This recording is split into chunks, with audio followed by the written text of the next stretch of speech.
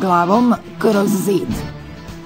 Emisija Unitas Web radija Nova Gradiška o poticanju razvoja svijesti o ravnopravnosti spolova i drugih najviših vrednota ustavnog poretka financirana sredstvima Fonda za pluralizam i raznovrsnost medija, Vijeća za elektroničke medije.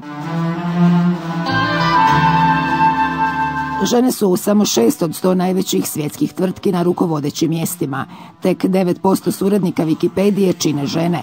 Žene se nalaze na samo 10% političkih i financijskih pozicija na kojima se odlučuje o najvažnijim svjetskim pitanjima. Samo 13% žena je na listi 100 najbogatijih milijardera svijeta. Manje od 18% mjesta u Kongresu SAD-a imaju žene. Ravnopravnost spolova jedna je od najviših vrednota ustavnog poretka Republike Hrvatske i temelj za tumačenje Ustava.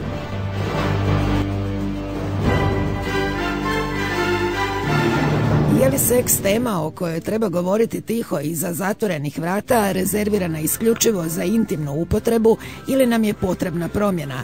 Koliko pristup seksualnosti ima veze s vladajućim svjetonazorom i političkom ideologijom? Poznajemo li dovoljno seksualnost ili je svodimo isključivo na prepričavanje masnih viceva i lošu pornografiju? Koliko smo kao nacija u seksualnom smislu još uvijek opterećeni mitovima, stereotipima i tabuima, ali izloženi dvostrukim mjerilima? Sve su to pitanja na koja će pokušati odgovoriti Seksoteka, jedinstveni projekt ove vrste u Hrvata, čiji je krajnji cilj seksualnost detabuizirati i relativizirati. Prva seksotekina akcija bit će Sekstinovo, čitanje erotske i pornografske poezije na Valentinovo, nakon čega slijedi borba za prava seksualnih manjina i razbijanje licemjerja. Spomenuto licemjerje, ali i sve prisutne seksualne stereotipe i predrasude nastojat ćemo razbiti i mi narednih 30 minuta. Saznajte stoga više o temi koja intrigira od kako je čovječanstva, o kojoj razmišljamo, šuškamo, ali i govorimo na glas. Tema o kojoj razmišljamo i kad spavamo. U emisiji Glavom kroz zid Let's Talk About Sex s Marinom Krležom, književnicom, profesoricom hrvatskog jezika i inicijatoricom Seksoteke.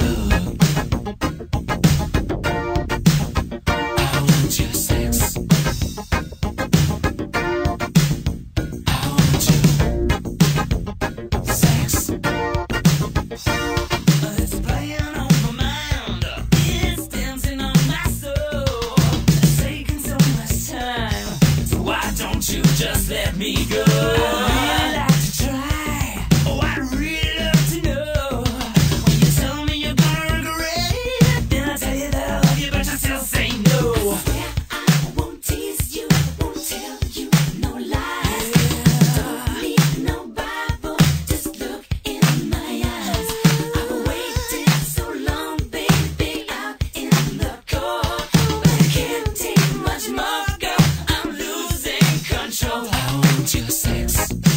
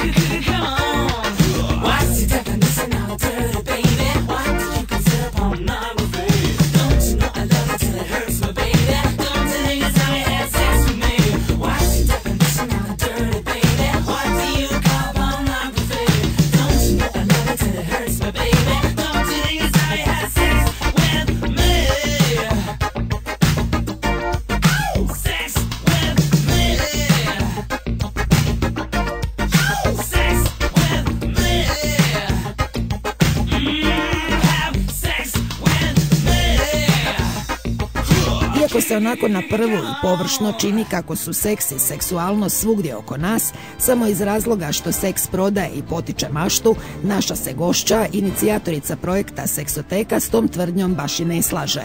Jer iako je svugdje, u medijima, novinama, spavaćim sobama, seks i seksualnost podhitno treba detabuizirati i relativizirati. Osim toga, hrvatskom je društvu smatra neophodna sveobuhvatna edukacija o seksualnosti, obzirom kako je riječ o temi kojoj ni prosvjeta, a ni prevladavajući katolički svjetonazor ne pristupaju dovoljno otvoreno.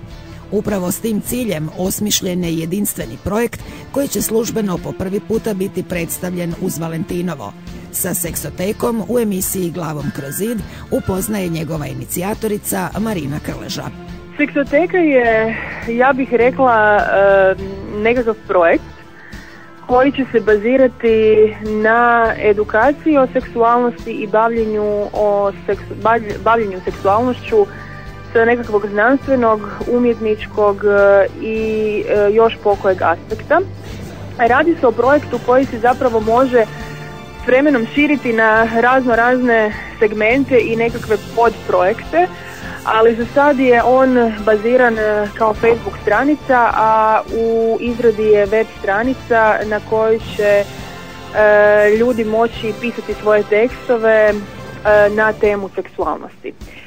Edukacija nam je primarni cilj, ali ne u smislu edukacije nekakve školske i slično, nego pružanje informacija ljudima između 18 i, da ne kažem, uopće nema limita koliko godina, čak možda i mlađima, ali vjerujem da ćemo o tome nešto kasnije raspraviti, koja će dakle ići u smjeru nekakvog govora o seksualnosti za koju smatram da se u Hrvatskoj možda premalo govori. Edukacija koju će ponuditi Seksoteka nikako nije edukacija kozmopolitan tipa ili savjetnik kakav obično nalazimo u ženskim časopisima. Ovaj je projekt temeljen na prvom mjestu na unisex pristupu, jer svaka je osoba drugačija, baš kao što je drugačiji njen stav i pristup seksualnosti, smatra Marina Krleža. Upravo zbog toga u Seksoteci će o temi seksualnosti javno progovarati psiholozi, filozofi, medicinski stručnjaci, ali i umjetnici. Jer da bi razbili sve prisutne mitove i tabue, nužno je o seksu početi govoriti iz svih mogućih aspekata, pojašnjava naša gošća, upozoravajući nas na još uvijek dominantan broj stereotipa i predrasuda. Pa ja bih rekla da mitove možda na neki način plasiraju pojedinci i zapravo svako od nas ima nekakvo zasebno seksualno iskustvo i seksualnu edukaciju kroz život. Jer nažalost teorije je, barem kroz školovanje, jako malo, a praksu sami stječemo kad osjetimo da je vrijeme za to i kad nam se pruži nekakva prilika. Ne postoji nikakva granica kad tko u tu praksu uđe. No, ta praksa bi trebala prije nego se ona dogodi biti potkrepljena teorijom. A teorije je u društvu vrlo malo. Ne samo kroz obrazovni sustav, nego i kroz nekakve možda kroz nekakve izvore gdje bi djeca trebala doći do te teorije.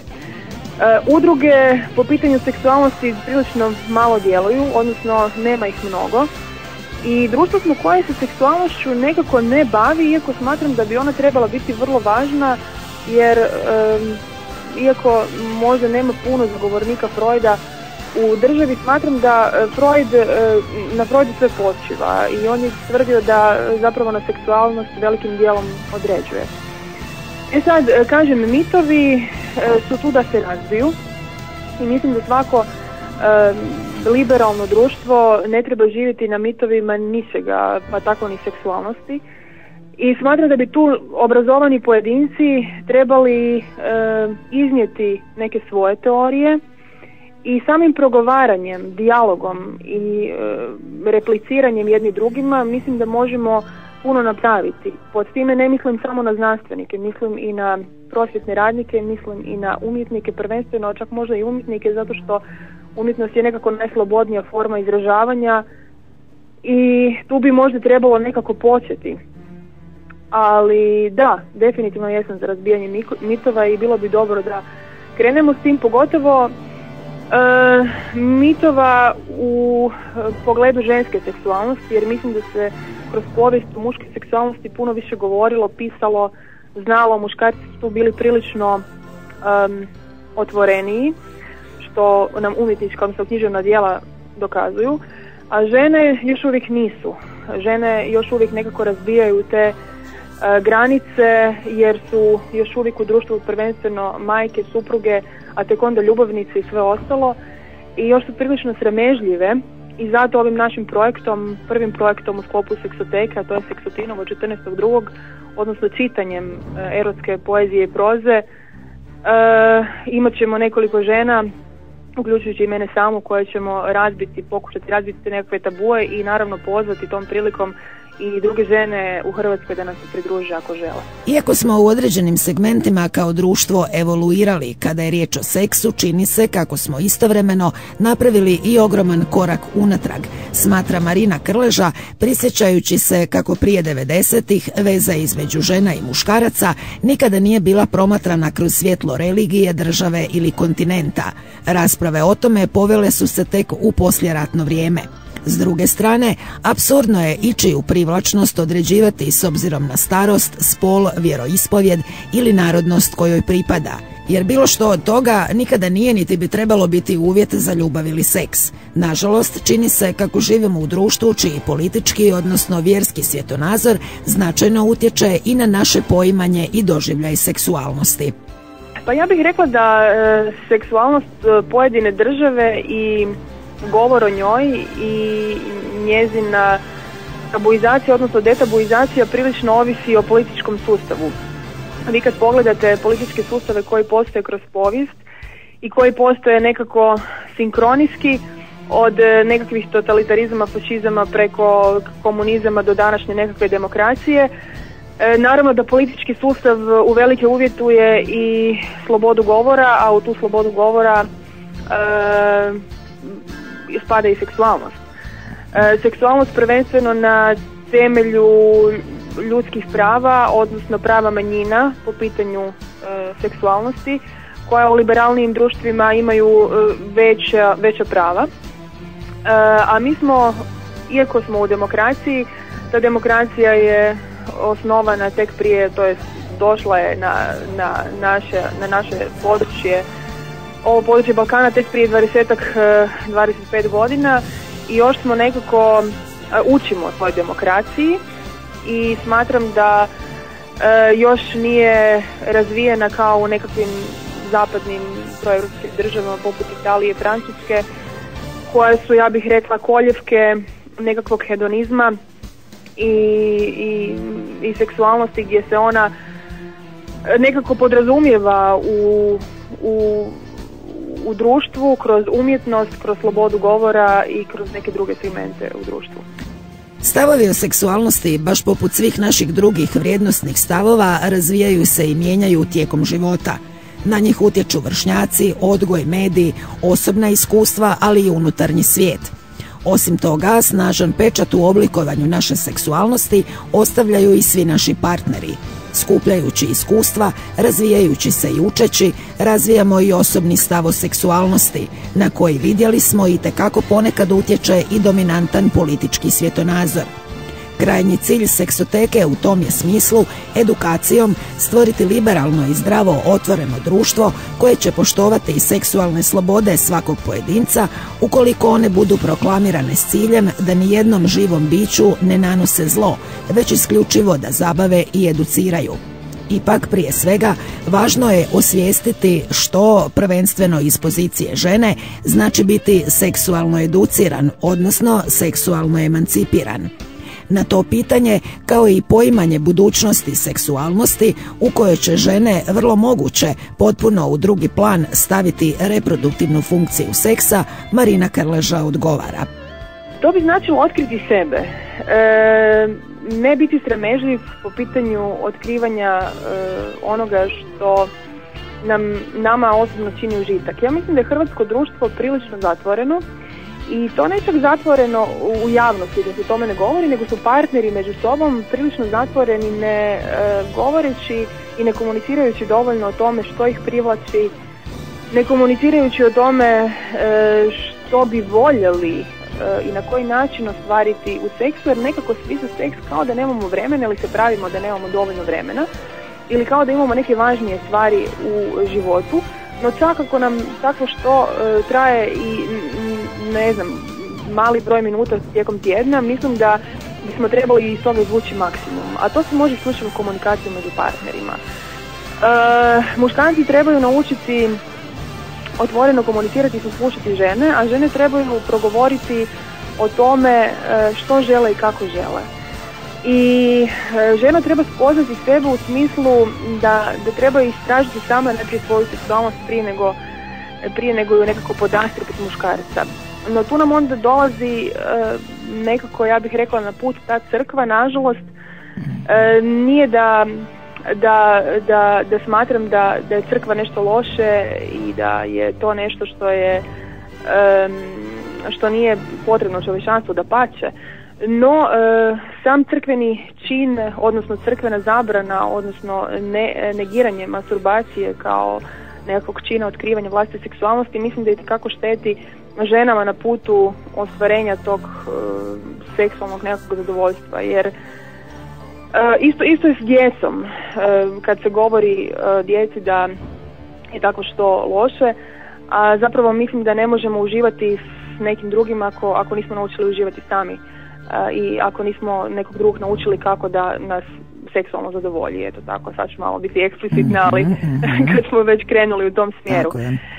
Tako da mislim da, a gledajte, a opet s druge strane ono što je jako bitno naglasiti, mi nismo ljudi ovisno o našem libidu. Danas živimo u društvu u kojem je seks, ja bih rekla, precijenjen. Zašto? Zato što seks prodaje. I što se događa? Događa se sljedeće. Ljudi su taj seks postavili na vrlo visoke ljestvice i svi se trude, muškarci se trude biti strašno dobri ljubavnici, a žene se trude biti vrlo poželjne svima da bi dokazali nekakvu svoju društvenu vrijednost.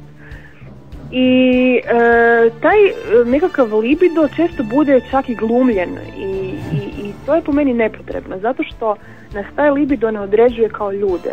Ono što često govorim je da postoje ljudi kojima je libido naglašeniji i postoje oni kojima nije. Jednako je sa sluhom, jednako je s nekakvim drugim sposobnostima i vještinama koje imamo. Netko ima sposobnost ili uživanje u kuhanju, drugi nema, neko ima sposobnost podučavanja, drugi nema.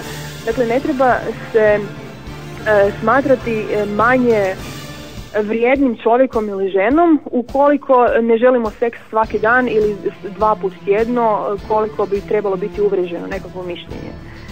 Tu žene možda griješe smatrajući da ih muškarci neće voljeti ako neće biti ekstremno seksualne.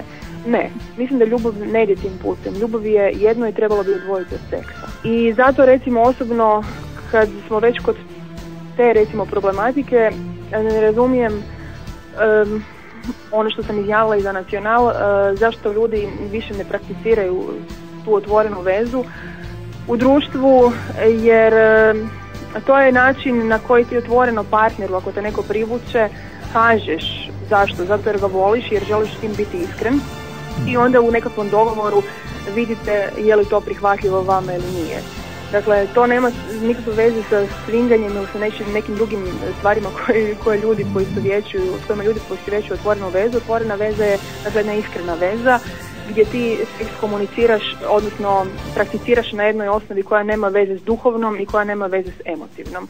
Nego ima, što naravno ne znači da seks ne treba uključivati emocije, daleko od toga. No, ljudi su se tu prilično, ja bih rekla, zatvorili i ne žele otvorenu vezu uopće prakticirati, dok je recimo preljub u Hrvata, ja bih rekla, prilično uvriježena pojava i to je ono što isto često znam reći.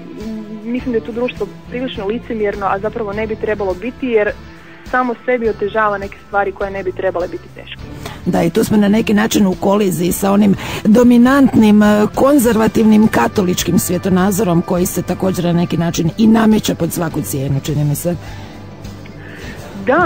Da, tako je. Crkva je ona koja, gledajte, crkvi kroz stoljeća prva vrijednost i prva stvar reprodukcija. Dakle, produženje vrste. I crkva ide u tom smjeru zato što gledajte, mislim da se tradicionalni crkveni naum uvelike počeo kositi sa suvremenim društvom i s budućnošću. O tome sam i prije pisala kroz neke svoje proze. Naime, za 100 godina reprodukcija više neće biti uopće potrebna čovječanstvu i žene nažalost neće uopće više, ne samo da neće moći, nego neće ni htjeti rađati.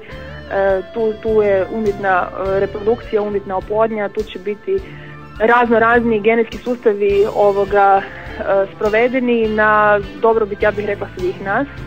Naravno da će svako ko će željeti roditi imati vjerojatno tu mogućnost, dapače, ali mislim da će se sve manje žena na to odlučivati jer nekako imam osjećaj da koliko god mi to ne želimo priznati sami sebi, da nas to majčinstvo, koliko god je i na kraju dana lijepo i plemenito i tako dalje, da nas naprosto koči u nekim stvarima, pogotovo u karijeri, pogotovo u nekakvoj izgradnji sebe, jer ono trenutka kad ti rodiš dijete ti trebaš biti čitavo vrijeme angažiran po pitanju odgoja tog djeteta, a danas u Hrvatskoj nažalost 70% odgoja svakog djeteta pripada majci, a ne muškarcu.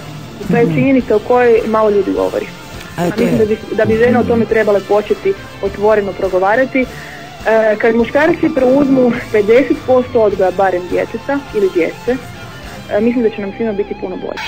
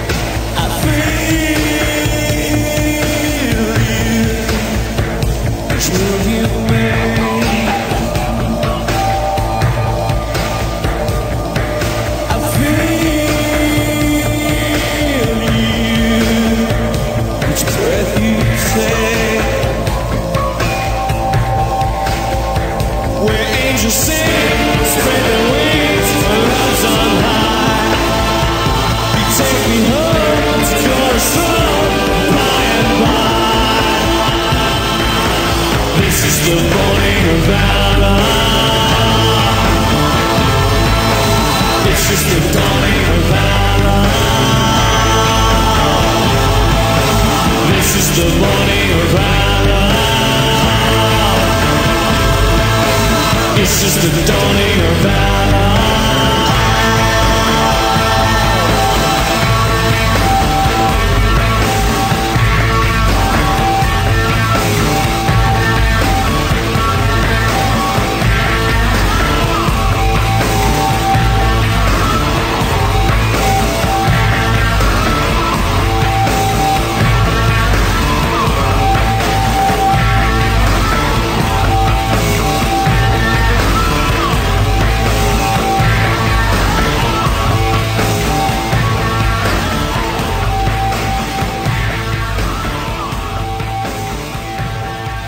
Iako će seksoteka dugoročno o seksu i seksualnosti progovarati i polemizirati iz svih aspekata, službeno će to po prvi puta učiniti iz pozicije umjetnosti, jer umjetnost je u ovom trenutku, smatra gošća emisije Glavom kroz zid, Marina Krleža, možda najotvorenija i najslobodnija forma. I mada o seksu uglavnom govorimo tiho i stidljivo, ne znajući pravu razliku između pornografije i erotike, na sreću puno je snažnih seksualno emancipiranih žena koje su ujedno i kvalitetne književnice. Upravo takve okupljene su oko seksoteke. Žena je, ja bih rekla, još uvijek u hrvatskoj književnosti prilično malo, no seksualnom književnošću će možda sad u budućnosti malo više i krenuti i nešto je i napisala neke zanimljive uratke moja kolegica Rozi Kugli. To je zagrebačka spisateljica ne samo erotske poezije i proze, nego ona dosta radi i nekakvu dječju književnost, dječju beletristiku. Vrlo vrijedna žena koja, ja bih rekla, razumije i stare i mlade i ne libi se pisati na teme o seksu. Nadalje tu je moja kolegica s fakulteta, riječka književnica Doris Pandžić, koja, ja bih rekla, seksualnost u malom prstu i pogotovo ova nekakva rubna seksualnost, jedna vrlo liberalna mlada žena koja će nam se svakako pridružiti na seksoteci 14.2. I od žena sam još ja bih voljela da nam se pridruži još žena koje smatraju da imaju nešto za ponuditi, nešto za reći. A od muškaraca najavit ću za sad našeg i po meni odličnog, osobno vrlo dragog prijatelja Peru Kvesića, koji je mnoštvo te vrste literature napisao i ta erotika i pornografija se čitavo vrijeme na neki način provlače kroz njegov taj sofisticirani izričaj po pitanju seksualnosti i eto, čast mi je najaviti te moje kolege na seksoteci. Biće ih naravno još, ali ne želim, znate dobrodošli su svi koji tamo dođu, koji se zateknu i nećemo sad posebno najavljivati jer možda nam u zadnji tren neko dođe nenajavljeno, tako da eto, ja se zaista veselim tom eventu. Ukoliko ćemo biti dovoljno iskreni prema samima sebi, onda ćemo si i priznati kako su seksi i seksualna energija ono što nas pokreće, ali i čini fizički i psihički zdravima. Istovremeno, libido i spolnost nisu kategorije koje su na isti način i u istoj mjeri imanentni svima nama. I koliko god naš doživljaj seksa bio potpuniji i intimniji ukoliko je praćen emocijama, vrijeme je da i tu budemo dovoljno iskreni pa si priznamo kako seks i emocije ne moraju uvijek i nužno ići ruku pod ruku. Upravo su takve istine korak ka našoj seksualnoj edukaciji i emancipaciji, ali i konačnom obračunu s društvenim tabuima. Jer samo je tako moguće razviti zdrav odnos prema seksualnosti, smatra naša gošća i inicijatorica seksoteke Marina Krleža i poziva vas na Sekstinovo, prvu projektnu aktivnost, simbolično, ali i namjerno organiziranu upravo uz Valentinovo. Svako ko se zatekne taj dan u Zagrebu dobrodošao je, bit će to prilično u Kolding kafeu u Berislavićevoj ulici. Gledajte, mislim, Valentinovo kao tako, ja bih rekla da već poprima onako malo već nekoliko godina taj patetični prizvuk kod nas. Htjeli smo to razbiti baš nečim novim, nečim drugčijim, pa rekli smo ajmo na erotiku i pornografiju da se malo odmaknemo od te zaljubljenosti i ljubavi, koja je prekrasna naravno, ali još je ljepša ako je začinjena ovim seksualnim temama, ja bih rekla.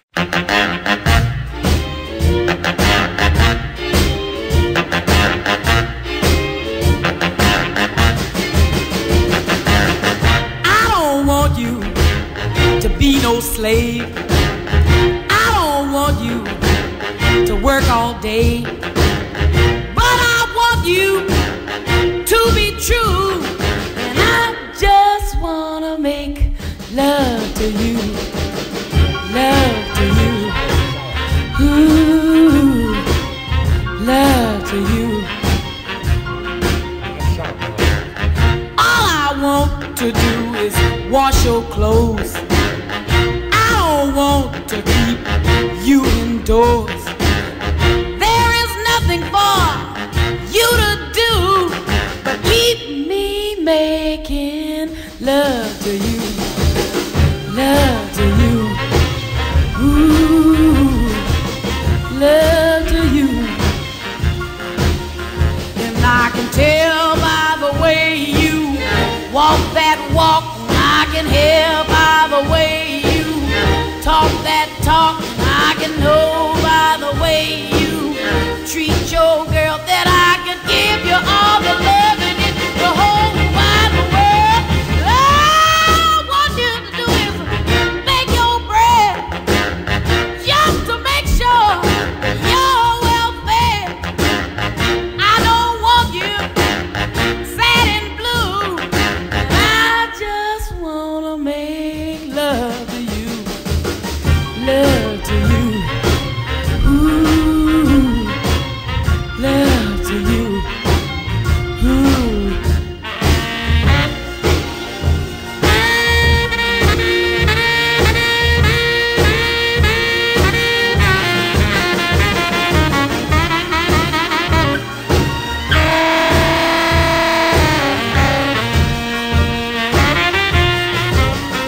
And I can tell by the way walk that walk, and I can hear by the way you talk that talk, and I can know by the way you treat your girl that I could give you all the love in this whole wide world.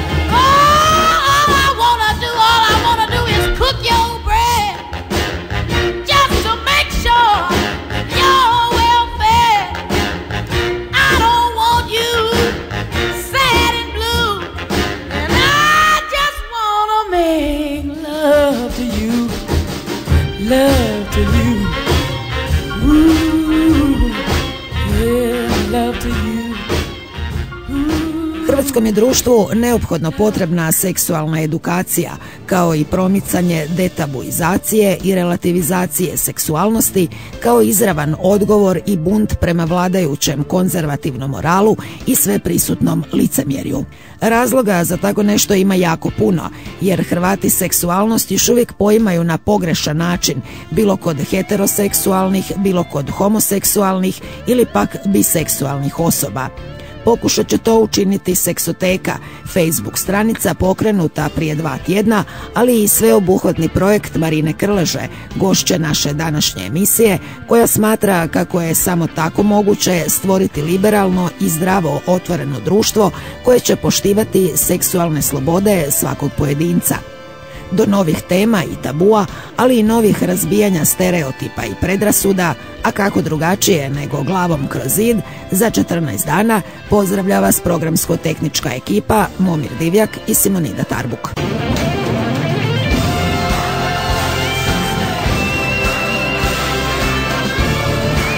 Pratili ste emisiju Glavom kroz zid, Unitas web radija Nova Gradiška, o poticanju razvoja svijesti o ravnopravnosti spolova i drugih najviših vrednota ustavnog poretka, financirano sredstvima Fonda za pluralizam i raznovrsnost medija, Vijeća za elektroničke medije.